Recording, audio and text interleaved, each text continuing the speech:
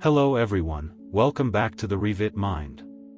Today, we continue our parametric family creation series, and this time we'll be working on a decorative concrete block.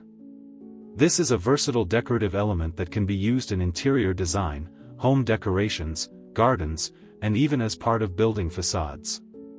In this slide, you can see some reference images that inspired the idea behind this decorative concrete block. As you can see, this unit can be arranged in multiple orientations, and the internal opening changes direction depending on how the block is placed.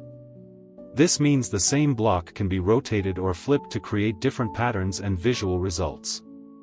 In this slide, you'll see the dimensions of the block along with the main details we'll use to model it.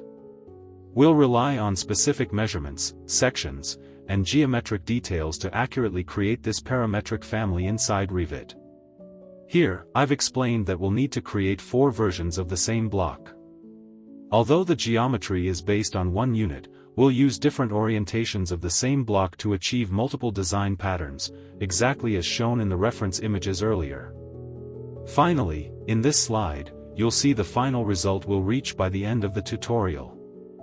The result is a decorative wall created using a curtain wall system in Revit, where the blocks inside can be individually selected, rotated, or flipped to achieve the desired pattern and final design outcome. So, without any further delay, let's get started and begin creating it. We'll start first by creating the initial unit, which will be built using the generic model family template in Revit. So, the first step is to open this template, then change the units to metric, as usual. Next, we'll begin by adding some reference lines in the plan view and in the elevation. Using the dimension slide as a guide, the block dimensions will be 20 cm by 20 cm, with a thickness of 8 cm.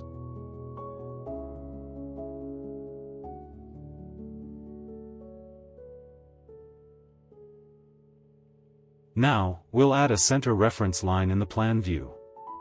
This line is very important because it will define the center of the internal opening. We'll start by creating the main solid shape, which will be a simple cubic block. This will be the base geometry that we'll later cut to achieve the final design. After creating the main solid, we'll begin cutting it using a void form. This void will be created as a blend and will subtract from the main solid to form the internal opening.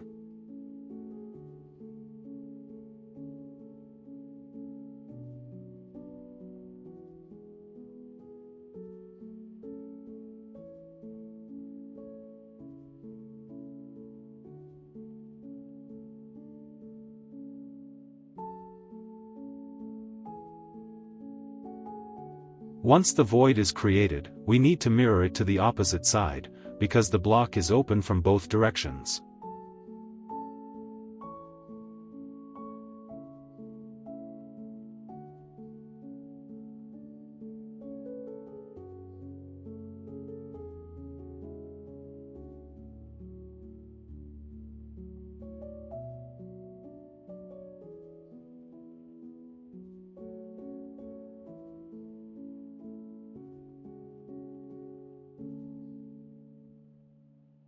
Next, we'll add an outer decorative frame around the block. This frame is purely decorative and does not affect the main structure. We'll create it using a sweep, and with that, the first block unit is complete.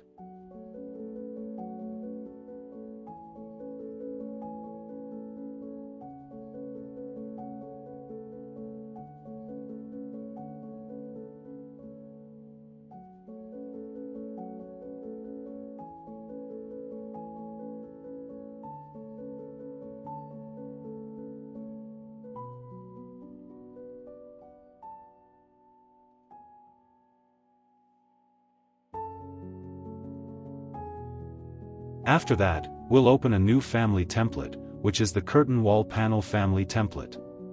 We'll set the panel dimensions to 20 by 20, matching the size of the blocks we created earlier.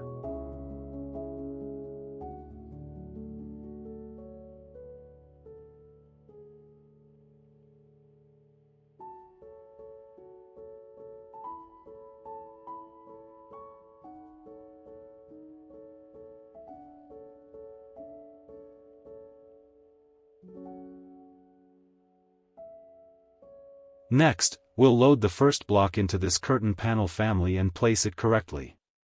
Then we'll load the remaining 3 blocks as well.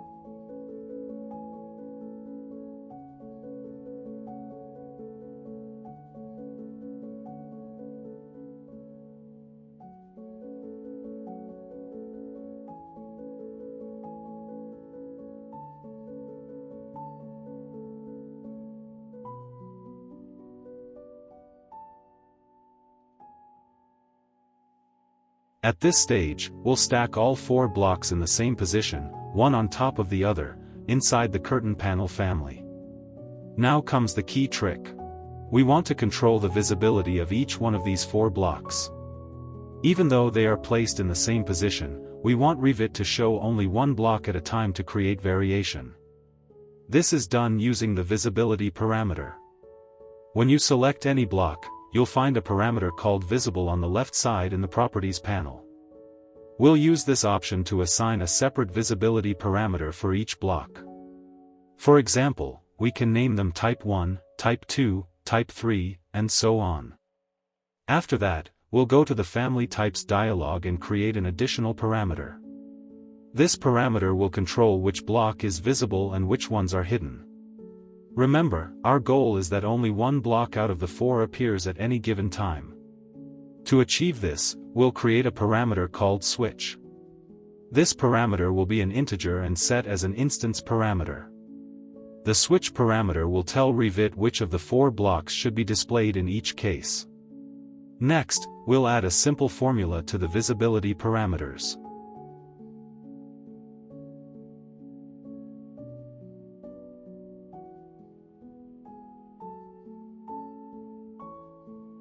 After finishing the family, we'll open a regular Revit project and create a curtain wall.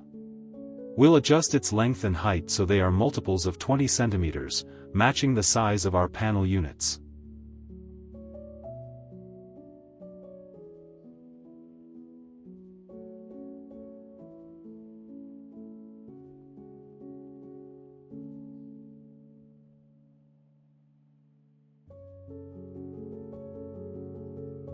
Then, we'll remove the default mullions since we don't need them. Finally, we'll apply the custom family we created to the curtain wall panels.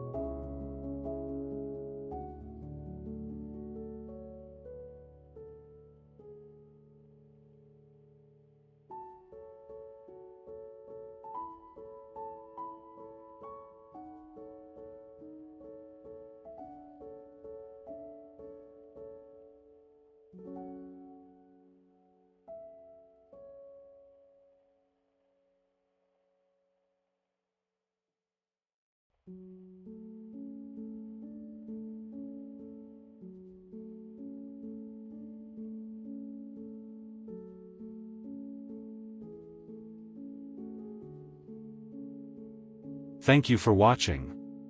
If you enjoyed the content, don't forget to like the video and subscribe to the channel for more.